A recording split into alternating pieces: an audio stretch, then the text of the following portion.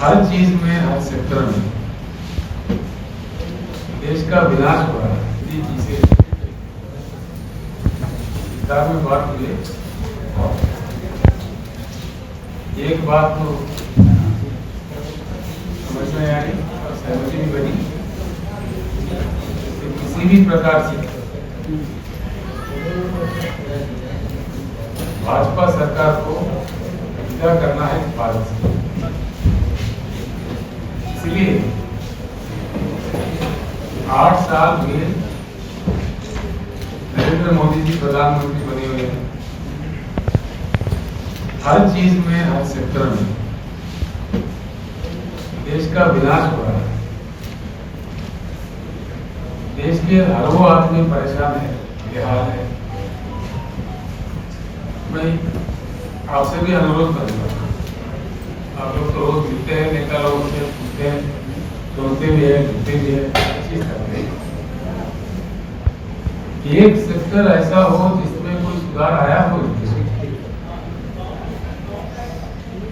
किसी भी क्षेत्र में, किसी भी देश के भाग में या किसी भी सेक्टर में, any of the sector of the country, वो चाहे पानी का हो, बिजली का हो, खेती किसानी का हो, दलित वर्ग का हो, पिछड़ा वर्ग का हो, महिलाओं का हो, इस चीज का सुधार हुआ है देश में। अगर किसी का भी सुधार हुआ होगा देश का ये हालत नहीं बनता। डॉलर के प्रति रुपया का इतना गिरावट, मोदी जी से पहले 14 प्रधानमंत्री रहे, किसी भी समय इतना बुरा गिरावट नहीं हुआ। बात हो रहा है पहले ब्रेन ड्रेन होता था, हमारे पास मौके नहीं मिल रहे थे तो ब्रेन ड्रेन होता, देश में लोग चले जा रहे हैं। हमारे बुद्धिजीवी आज जिस प्रकार का नीतियां बन रहा है उसको लेके कैपिटल ड्रेन हो रहा था, सारा पूंजीपति भाग रहे थे इससे। देश का बड़ा बुरा हाल हो रहा है। हम सब लोग गवाह है, 13 महीने किसानों को क्यों आंदोलन करना पड़ता है इस देश में। बहुत ही महान देश है हमारा, भगवान ने, प्रकृति ने काफी संपत्ति दी है। हमारे नदियों में 70,000 टीएमसी पानी बहते हैं। आज तक देश ने सिर्फ 20-22 हजार टीएमसी इस्तेमाल किया है।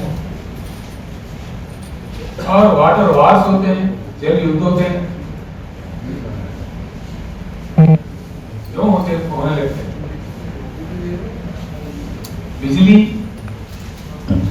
4 लाख मेगावाट के ऊपर बिजली की उपलब्धि देश में है, लेकिन देश को, किसानों को भी, आम लोगों को भी, उद्योगों को भी, हर किसी को भी बिजली के लिए तरसना पड़ता है। क्यों तरसना पड़ता है? जिन चीजों की उपलब्धि है उनको भी लोगों के लिए किया नहीं जाता, फिर क्या किया जा रहा है? हर एक चीज में इकोनॉमी तबाह हो गई, कर्जा बढ़ गया देश का, रूपी वैल्यू गिर गया, प्राइस राइज हो गया, डीजल, पेट्रोल, खाद, हर चीज का दाम बढ़ गया, गरीब आदमी परेशान है, किसान आंदोलन पे है। और नीतियां, देश की रक्षा करने वाला हमारा डिफेंस सिस्टम इतना मजबूत सिस्टम है, कई प्राइम मिनिस्टर ने युद्ध लड़े, कामयाब हुई, खड़े रहा भारत। लेकिन आज इतना बड़ा डिफेंस पॉलिसी बन रहा है, अग्निपथ जैसा मामला ला रहा है, किसी संपर्क नहीं, विपक्षियों से कोई बातचीत नहीं, नीतियां बदल रहे मनमानी, उसका अंजाम क्या होगा? आज किस सेक्टर में आया है? पीने का पानी तक उपलब्ध नहीं करा सकते हम लोग, हिला थे पूरे देश में। जहाँ किसी राज्यों ने प्रयास किया वहां कुछ भी हुआ, लेकिन केंद्र सरकार की नीति से नारा किसी का कोई काम असल में आता ही नहीं, उपलब्ध होता ही नहीं। यहाँ तक के देश के राजधानी दिल्ली में पानी की उपलब्धि नहीं है 75 साल के आजादी के बाद। आज हमारे कई मित्र हर दिन पानी खरीदते हैं दिल्ली शहर में, दिल्ली शहर में भी पावर नहीं मिलता, 24 घंटा नहीं, कई हिस्सों में, दिल्ली के हिस्सों में पावर काटा जा रहा है। ये क्या हो रहा है? ये चीज ऐसे है, 8 साल यानी कि मोदी जी के जो कालखंड उनके लिए दिया था जनता ने 10 साल का, उसमें 80% समय खत्म हो चुका है। अब उनके नीतियां क्या है, साफ देश के सामने आ चुके हैं। उनका क्या कैपेसिटी है, क्या कैपेबिलिटी है, उनका चलाने का ढंग क्या है, देश को इस प्रकार से साथ लिए जा रहे हैं, ये सारे देश के सामने आ चुके हैं। आज मैं एक ही बात आपको कहना चाहता हूँ, केंद्र सरकार के नाकामियों की वजह से आज काफी नुकसान हुआ देश का हर सेक्टर में। साथ ही साथ जो राज्य काम कर रहे हैं अपनी जगह अच्छा खड़े होकर काम कर रहे हैं, मुझे एक अलग नीति बना के फेडरल सिस्टम को पूरा खत्म करके एक बार भी मैच में तोड़ मरोड़ करके जो संसाधन मिलने चाहिए जो राज्यों के अधिकार में उसके वो छीना जा रहा है। जो अपने आप विकसित होना चाहते हैं, जो काम प्रयास हो रहा है, उनको भी काटा जा रहा है। क्या वजह है इसका, क्या कारण है? तो बताएंगे, जवाब है केंद्र सरकार के पास। एक तो यह है, विकास का कोई नाम ही नहीं, सिर्फ नाराबाजी है। कौन सा एक नारा जो सफल हुआ देश में, 222 तक हर गरीब का अपना मकान होगा, ये मोदी जी का खुद का वादा है, सफल हुआ, मिला सबको मकान। किसानों का आय डबल, इन्वेस्टमेंट डबल हो गया, लागत डबल हो गया, आय कहां डबल हो गया। बेटी पढ़ाओ बेटी बचाओ, हर दिन रेप होते, सबों के थे रात। किस वर्ग का विकास हुआ, इसका रक्षा हुआ, और इसको इन सब चीजों को छोड़ के दूसरी बहुत बड़ी खतरा बात, देश के लिए बहुत बड़ा खतरा है, लोग खड़ा कर रहे हैं। जो धर्म की बात को लेकर लोगों को भावुक बनाते हैं, अपने चिल्लर पल्लर राजनीति लब्धि के लिए सारे देश को टूटा जा तोड़ा जा, ये काम कर सही। इससे देश का कितना बड़ा खतरा बनेगा आगे चल, इसका क्या होने वाला है, अंतरराष्ट्रीय स्तर पर क्या होगा। हालात यहां तक बिगड़ रहा है कि विदेशों में हमारे दूतावास के प्रतिनिधि को बुला के माफी मांगा जा रहा है। ये कितनी बड़ी शर्म की बात है, इसके भलाई के लिए काम किया जा रहा है। आज जिस प्रकार से धर्म के नाम पे लोगों को तोड़ने का, समाज को तोड़ने का, एक अच्छे भारत को खराब करने का जो प्रयास हो रहा है, ये कहां ले जाएगा अपने देश को। इसीलिए इकोनॉमी भी खत्म, खर्चा बढ़ गया, रुपये वैल्यू गिर गया, रैग हो गया, किसी सेक्टर में सुधार नहीं आया, ना पीने का पानी मिला, ना सिंचाई का भरपूर पानी मिला, ना गरीबों का कोई अच्छा देखभाल हुआ, तो किसका लाभ हुआ, किसका फायदा हुआ? फायदा कुछ नहीं हुआ, विनाश हुआ, और साथ ही साथ बहुत बड़ा खतरा धर्म के नाम पे दुनिया को तोड़ के, लोगों को तोड़ के। सबसे बड़ा बात है मेक इन इंडिया। क्या है नतीजा मेक इन इंडिया? हमारे बच्चे जो पतंग उड़ाते हैं उसके मांझा तक चाइना से आता है, नाखून काटने का नेल कटर तक चाइना से आता है, शेविंग ब्लेड तक चाइना से आता है, राष्ट्रीय ध्वज भी हमारा तिरंगा चाइना से बनाया हुआ इंपोर्ट करते हैं। कहां गया खादी हमारा? हमारे बुनकरों का क्या हाल है? क्या हो रहा है? फिर मेक इन इंडिया किधर गया? तो क्या नतीजा निकला? सही सवाल अगर हम अपने दिल से पूछें, हुआ कुछ नहीं है, विनाश ज्यादा हुआ है, और आगे बहुत बड़ा खतरा इस देश के लिए खड़ा हो रहा है। इसीलिए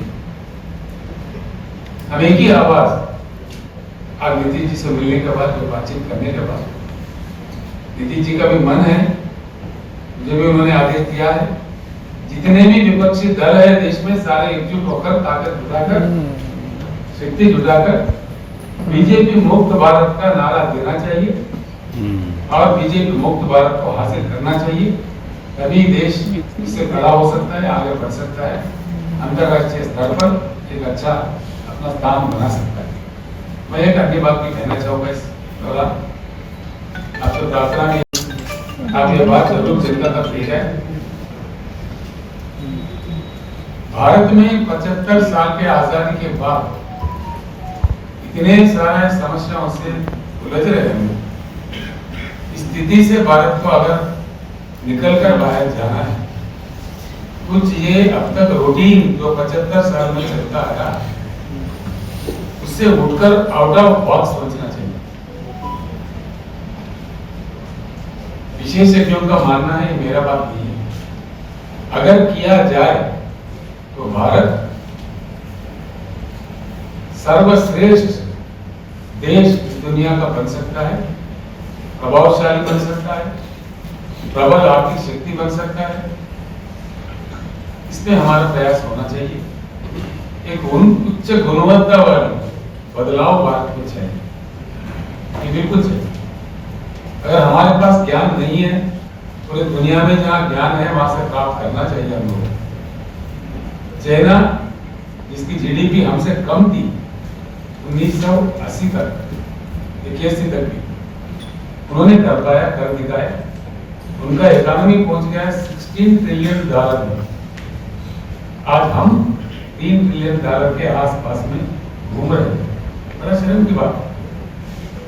चाइना में हर चीज हमसे कम है, हर चीज की उपलब्धि हमसे कम है, लेकिन वो कहां पहुंच गया? आज टक्कर दे रहा है पूरे दुनिया के अग्र देश जो माना जाता है, अमेरिका को टक्कर दे रहा है, प्रतियोगिता दे रहे हैं। हम कहाँ रहे? ये ऐसे बने रहेंगे? ऐसे ही रहना चाहिए देश को। आज देश के युवा को, देश के बुद्धिजीवियों को सोचना चाहिए। मैं ऐसे पवित्र जगह बैठ के बात कह रहा हूँ जहाँ से लोकनायक जयप्रकाश जी के एक आवाज पे पूरे देश में क्रांति आई थी, तानाशाही का खात्मा किया थे, रिश्वतखोरी के खिलाफ में लड़ाई लड़े गए थे। ऐसे पवित्र भूमि में आकर कुछ प्रेरणा मिलता है। इसलिए गुजरात से सारे देश के युवाओं को, बुद्धिजीवियों को, राजनीति में जो लोग काम सक्रिय कर रहे हैं, उन सारे लोगों से हम प्रार्थना करेंगे कि बीजेपी मुक्त भारत ही देश को आगे ले जाएगा। उनके धर्म के वास्ते, कुछ अन्य के वास्ते देश को तोड़ मरोड़ के जो कर रहे हैं, तोड़ना बहुत आसान होता है, जोड़ना बहुत कठिन होता है। एक बार टूटा देश, एक बार विद्वेष, हेटेड फैल गया, बहुत बड़ा मुश्किल होगा, देश को बड़ा नुकसान हो जाएगा। हम संभलने में फिर काफी समय हमें लगेगा। इसीलिए इस खतरा से बचने के लिए हर किसी को आज सोचना चाहिए। इनके जो बहकाव है, झूठे वायदे हैं, झूठी बातें हैं और झूठा तरीका है, एक शर्म करने वाली बात है।